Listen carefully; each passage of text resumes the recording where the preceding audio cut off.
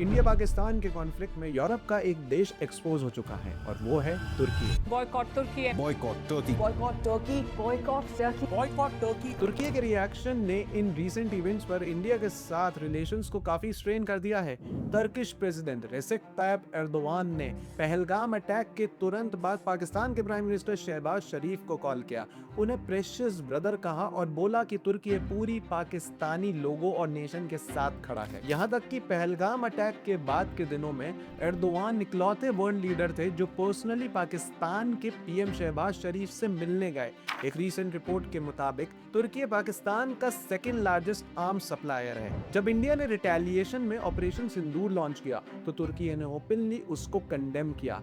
Turkish foreign ministry ने India के strikes को प्रोवोकेटिव बताया और वार्निंग दी कि ये एक ऑल आउट वॉर को ट्रिगर कर सकता है। दोनों साइड्स को कॉमन सेंस दिखाने की एडवाइस भी दी गई। एर्दोगान ने भी इंडियन स्ट्राइक्स को कंडेम किया और इससे न्यूमरस सिविलियंस की शहादत का कारण बताते हुए पाकिस्तान के लिए कंडोलेंसेस एक्सप्रेस किए। उन्होंने पाकिस्तान को ब्रदरली पीपल और स्टेट कहकर भी एड्रेस किया।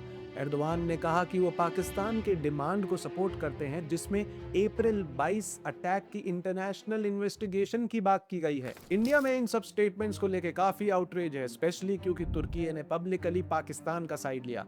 या आसान शब्दों में तुर्की ने टेररिज्म को खुला सपोर्ट किया। बहुत सारे इंडियंस को ये धोखा लग रहा है और लगना क्यों नहीं चाहिए। 2023 में जब तुर्की में अर्थक्वेक आया था तो इंडिया ने तुरंत ह्यूमैनिटेरियन एड भेजा था और अब तुर्की इंडिया के एडवर्सरी को सपोर्ट कर रहा है। ऑफिशियल लेवल पर इंडिया के मिनिस्ट्री ऑफ एक्सटर्नल अफेयर्स ने तुर्की को एडवाइस किया है अपना इन्फ्लुएंस यूज करके पाकिस्तान को क्रॉस बॉर्डर टेररिज्म रोकने के लिए प्रेशर डाले। We expect Turkey to strongly urge Pakistan to end its support to cross-border terrorism and take credible and verifiable action against the terror ecosystem that it साथ ही ये भी बोला गया कि बायलैटरल टाइज म्यूचुअल रिस्पेक्ट और sensitivities पर base होने चाहिए। इंडिया ने हेल्पफुल जेस्चर्स और तुर्की के करंट स्टेटमेंट्स के बीच का ये कॉन्ट्रास्ट ही बॉयकॉट सेंटिमेंट का मेन रीजन बन गया है।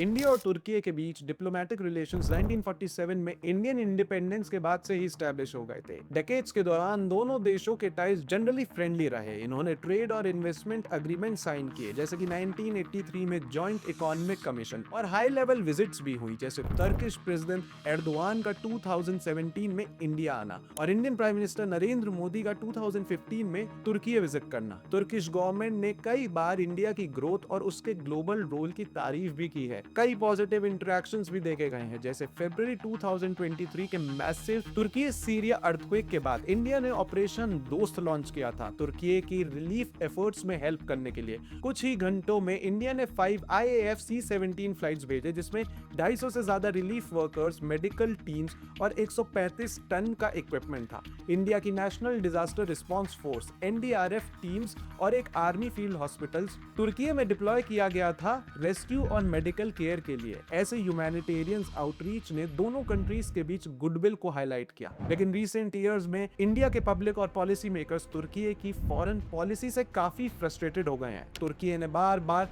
कश्मीर इशू पर पाकिस्तान का साइड लिया। इंटरनेशनल फोरम जैसे OIC और UNHRC में तुर्की ने पाकिस्तान का नैरेटिव एम्पलीफाई किया और तुर्किश लीडर्स अक्सर कश्मीर में इंडिया के एक्शंस को क्रिटिसाइज करते हैं। Defending Kashmir in the 74th United Nations General Assembly, we demonstrated our country's sensitivity concerning this matter.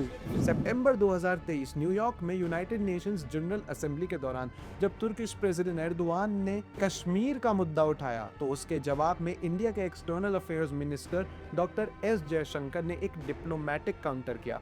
उन्होंने UNGA के साइडलाइंस पर तुर्किश फॉरेन मिनिस्टर से कश्मीर के मुद्दे को बायलैटरल बताया, जिसमें तुर्की की इंटरफेरेंस की कोई जरूरत नहीं है। उन्होंने जवाब में साइप्रस पर लागू यूनाइटेड नेशंस सिक्योरिटी काउंसिल के रेजोल्यूशंस को फॉलो करने को हाईलाइट किया। साइप्रस का कॉन्फ्लिक्ट 1974 से शुरू हुआ था, जब तुर्की ने आइलैंड के नॉर्दर्न पार्ट पर कब्जा कर लिया था ग्रीक के साथ कू करके। लेकिन तुर्की का ओपनली पाकिस्तान को सपोर्ट करना, स्पेशली इंडिया के काउंटर टेररिज्म एफर्ट्स के अगेंस्ट बोलना, इंडिया में एक बड़े धोखे के रूप में देखा जा रहा है। इंडियंस ये नोट करते हैं कि जहां दिल्ली ने अंकारा के मुश्किल वक्त में साथ दिया, वहीं अंकारा ने इंडिया के खिलाफ इस्लामाबाद का साइड लिया। यहाँ तक कि इंडिया की एयरफोर्स ने भी आइडेंटिफाई किया था कि 8-9 मई को पाकिस्तानी अटैक में जो ड्रोन्स इंडियन बेसिस पर यूज हुए थे, उनमें से काफी तुर्किश मॉडल्स थे। रिपोर्ट्स से पता चलता है कि वे तुर्की के असीस गार्ड सोंगर ड्रोन्स हैं। कुछ रिपोर्ट्स तो ये भी कहती है कि रीसेंट क्राइसिस के दौरान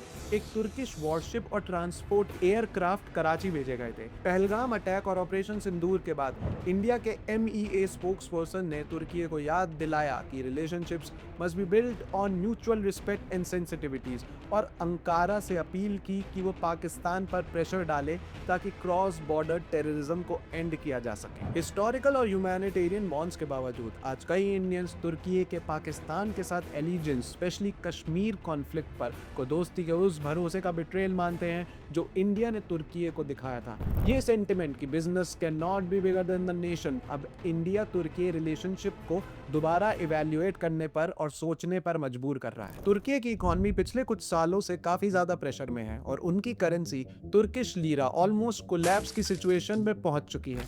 मिड 2010s तक लीरा रिलेटिवली स्टेबल थी, लेकिन प्रॉब्लम्स 2018 के अराउंड स्टार्ट हुई और उसके बाद और भी बढ़ गई। इसके पीछे कुछ मेजर फैक्टर्स हैं। एर्दोआन की unorthodox monetary policy. President Erdogan का मानना है कि हाई इंटरेस्ट रेट्स इन्फ्लेशन का रीजन बनते हैं, इसलिए उन्होंने सेंट्रल बैंक पर प्रेशर डाला कि वो रेट्स लो रखे। 2018 से 2023 के बीच तुर्की ने बार बार पॉलिसी रेट्स कट किए, इवन जब इन्फ्लेशन स्काई हाई था। ये ग्लोबल नॉर्म्स के बिल्कुल अपोजिट था। इन्होंने 5 सेंट्रल बैंक गवर्नर्स को सिर्फ पॉलिसी डिसएग्रीमेंट्स की वजह से हटा भी दिया। चलिए इसी को एक एग्जांपल के थ्रू समझते हैं। सोचो एक छोटा सा टाउन है जहां सब लोग कॉर्न खरीदते और बेचते हैं। अब मान लो कि इस टाउन का एक सेंट्रल बैंक है जो इंटरेस्ट रेट सेट करता है, मतलब लोन लेने का रेट। एर्दोआन ने इन इंटरेस्ट रेट को लो कर दिया। अब बैंक्स सस्ते लोन्स देने लगते हैं क्योंकि इंटरेस्ट रेट लो है। लोग और बिजनेसेस ज्यादा पैसे बैंक से उधार लेते हैं और ज्यादा खर्च करने लगते हैं, जैसे कि कॉर्न, ट्रैक्टर, जमीन,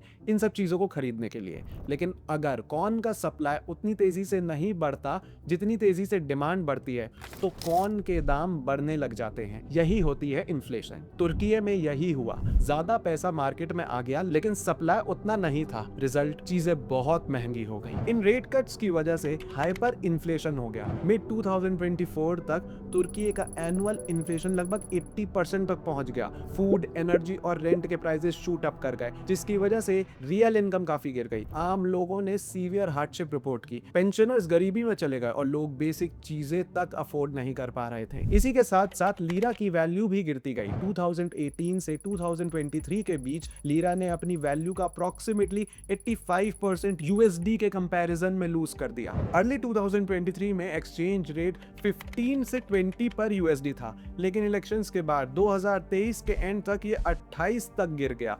गिरावट चलती रही और अर्ली 2025 में जब इस्तांबुल के मेयर का अरेस्ट हुआ, जो कि एक मेजर पॉलिटिकल टर्मोइल था, तो 19 मार्च 2005 को लीरा ने 42 पर डॉलर का ऑल टाइम लो टच किया। बाद में थोड़ा रिकवर होके वैसे ये अब 38 तक आ गया है। और जैसे जैसे कॉन्फिडेंस गिरा, फॉरेन इन्वेस्टर्स ने मार्केट से एग्जिट लेना शुरू कर दिया। तुर्की के फॉरेन एक्सचेंज रिजर्व्स काफी एक्सटेंड तक यूज हो गए लीरा को सपोर्ट करने के लिए। रॉयटर्स के अकॉर्डिंग मार्च 2025 के पॉलिटिकल क्राइसिस के बाद कुछ हफ्तों में सेंट्रल बैंक ने अप्रोक्सीमेटली 50 बिलियन रिजर्व सेल किए लीरा को बचाने के लिए। 2025 तक काफी एनालिस्ट्स का कहना है कि तुर्की के पास अब कोई सिग्निफिकेंट फाइनेंशियल डिपॉजिट नहीं बचा। तो अगर आज की बात करें तो तुर्की की इकोनॉमी फ्रेजाइल कंडीशन में है। सेंट्रल बैंक ने इंटरेस्ट रेट अभी भी 45% प्लस के हाई लेवल पर रखे हैं ताकि लीरा और ना गिर जाए। इन्फ्लेशन अभी भी हाई है और फोरकास्ट ये है कि 2025 के एंड तक भी ये 38% से गिर के 24% पर आ जाएगा। मतलब ये ज्यादा इंप्रूव नहीं करेगा। लीरा अभी भी नियर रिकॉर्ड लोस पर ट्रेड कर रही है। क्रेडिट मार्केट टाइट है और इकोनॉमिक ग्रोथ काफी स्लो हो गई है। मिडिल क्लास लोग भी खर्चे कट कर रहे हैं और बेसिक शॉपिंग तक कम करनी पड़ रही है। लेकिन जानते हो तुर्की के बढ़ते इन्फ्लेशन और गिरती इकोनॉमी के पीछे असली वजह क्या है? असली वजह है एक आदमी। जी हाँ, सही सोचा आपने। इनका खुद का प्रेसिडेंट एर्दोआन और उसके कट्टर इस्लामिक बिलीव्स। इस्लाम में इंटरेस्ट लेना या देना जनरली हराम माना जाता है। एर्दोआन अपने अपने आप को एक बहुत ही रिलीजियस मुस्लिम मानते हैं, इसलिए उन्होंने बार बार इंटरेस्ट रेट्स के खिलाफ बोला है, चाहे इससे उनके देश की इकोनॉमी ही क्यों ना सफर करे। और इसी वजह से एर्दोआन ने पाकिस्तान को खुलकर सपोर्ट किया। वो तुर्की को एक ऐसे देश के रूप में दिखाते हैं जो मुस्लिम कॉजेस का डिफेंडर है, चाहे फिर वो टेररिज्म को ही सपोर्ट करना क्यों ना हो। 2019 में आर्टिकल 370 का रिमूवल और इंडिया के इजराइल और ग्रीस साइप्रस के साथ बढ़ते टाइज से भी तुर्की बिल्कुल खुश नहीं था। तो पाकिस्तान को सपोर्ट करना एक तरह से इंडिया को काउंटर करने का तरीका था, स्पेशली मुस्लिम वर्ल्ड में इन्फ्लुएंस बनाए रखने के लिए। इंडिया ने तुर्की के खिलाफ कोई फॉर्मल सैंक्शंस तो नहीं लगाए, लेकिन एक स्ट्रॉन्ग डिप्लोमेटिक मैसेज जरूर दिया। मिनिस्ट्री ऑफ एक्सटर्नल अफेयर्स ने तुर्की से क्लियरली बोला कि वो पाकिस्तान के टेरर सपोर्ट को कंट्रोल करे। लेकिन बात सिर्फ स्टेटमेंट्स तक नहीं रही, कुछ कॉन्क्रीट स्टेप्स भी लिए गए। चेलेबी की सिक्योरिटी क्लियरेंस कैंसिल। 16 मई को गवर्नमेंट ने चेलेबी नाम की तुर्किश ग्राउंड सर्विसेज कंपनी की सिक्योरिटी क्लियरेंस कैंसिल कर दी। ये कंपनी इंडिया के मेजर एयरपोर्ट्स पर काम करती थी। रिपोर्ट्स के मुताबिक ये कंपनी इन्वॉल्व थी रीसेंट ड्रोन अटैक्स में। उसके बाद इंडिया के टॉप एजुकेशनल इंस्टीट्यूशंस जैसे JNU, जामिया मिलिया इस्लामिया और IIT बॉम्बे ने तुर्किश यूनिवर्सिटीज के साथ अपने कोलैबोरेशन सस्पेंड कर दिए। पब्लिक लेवल पर भी बहुत ज्यादा स्ट्रॉन्ग रिएक्शन देखने को मिला। सोशल मीडिया पर #बॉयकॉट तुर्की और #बॉयकॉट अजरबैजान हैशटैग्स ट्रेंड करने लगे। लोगों, सेलिब्रिटीज और इन्फ्लुएंसर्स ने ओपनली तुर्की के साथ टाइज तोड़ने की बात की। यहाँ तक कि मेजर ट्रैवल पोर्टल्स जैसे कि मेक माई ट्रिप, क्लियर ट्रिप, ईज माई ट्रिप और इक्सिगो ने बताया कि तुर्की के लिए बुकिंग्स में 60% तक गिरावट आई, जबकि कैंसिलेशंस 250 से 260% तक बढ़ गए। कंपनीज ने तुर्की और अजरबैजान के लिए प्रमोशंस भी बंद कर दिए। ईज माई ट्रिप के फाउंडर ने कहा, ब्लड और बुकिंग साथ में नहीं चल सकते। इंडियन ट्रेडर्स ने तुर्किश प्रोडक्ट्स को बॉयकॉट करना स्टार्ट कर दिया। उदयपुर के मार्बल एसोसिएशन ने तुर्किश मार्बल का इंपोर्ट बंद करने की अपील की, जो कि इंडिया के मार्बल इंपोर्ट्स का 70% होता है। मार्केट में तुर्किश एप्पल्स भी गायब होने लग गए। पुणे और मुंबई के फ्रूट वेंडर्स ने तुर्किश एप्पल्स बेचना बंद कर दिया और US, ईरान, न्यूजीलैंड या इंडियन एप्पल्स को प्रेफर करना स्टार्ट किया। पुणे के एक ट्रेडर ने बताया कि पहले तुर्किश एप्पल्स 1000 से 1200 करोड़ का बिजनेस करते थे, लेकिन अब डिमांड 0 हो गई है। नेचुरली प्राइसेस भी बढ़ गए हैं। बाकी तुर्किश गुड्स जैसे टेक्सटाइल्स, कॉस्मेटिक्स को भी बॉयकॉट का सामना करना पड़ा। कई शहरों में यूनिटी मार्चेस देखे गए, जहां लोग तिरंगा लेके और बैनर्स के साथ निकले जिसमें लिखा था बॉयकॉट तुर्की है। और ये सिर्फ आम लोग ही नहीं बल्कि कई सेलिब्रिटीज और पब्लिक फिगर्स भी इस बॉयकॉट को फुली सपोर्ट कर रहे हैं। सिंगर राहुल वैद्या ने 50 लाख का एक बड़ा ऑफर रिजेक्ट कर दिया, जो उन्हें तुर्की के अंताल्या में एक वेडिंग में परफॉर्म करने के लिए मिल रहा था। विशाल मिश्रा ने भी अनाउंस किया कि वो